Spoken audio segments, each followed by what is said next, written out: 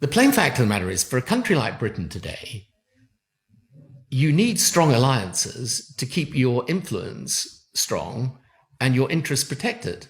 Because, I always say to people, you've got to look at the way the world is changing. Go to the middle of this century, which is only, 3 decades away. So by the time my grandchildren are the age of my kids are now, that world in the middle of this century is going to have 3 giants. It's going to have America, China, probably India, because these are large population countries. In the case of America, huge economy, huge amount of military power. These 3 giants are going to be much bigger and more powerful than country number 4, which could be any one of the tall countries, large population countries, but not nearly as large as China or India, Indonesia, Brazil, Japan, Mexico.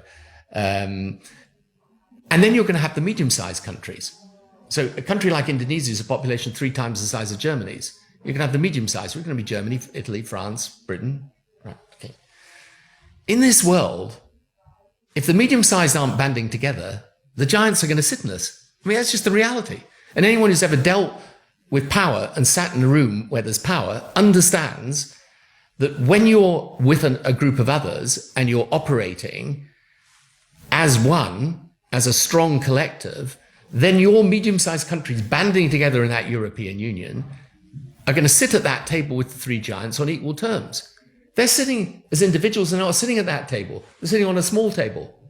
So it's literally as obvious as that. And Britain has 2 strong alliances. It's got a great alliance with America, and it's part of the European Union, which is the biggest political union in the world, largest commercial market in the world.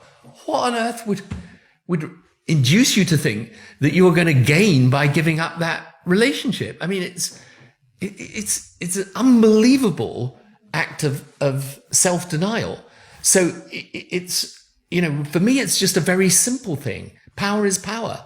And if you want, if you have the European Union, for example, there's going to be a huge issue as to how relations with China develop, because the rise of China is now a fact. Okay, when I was first in politics, it was you put it in your speech, China is going to be rising. But now it's a fact. There's not a single issue in the world today, from climate change through to the global economy, that can be solved without China. And China is a different political system.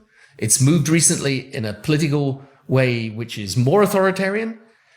And for example, around artificial intelligence and technology, there's going to be a big struggle. You can see this already. This dispute over Huawei, for example, has got many, many implications to it.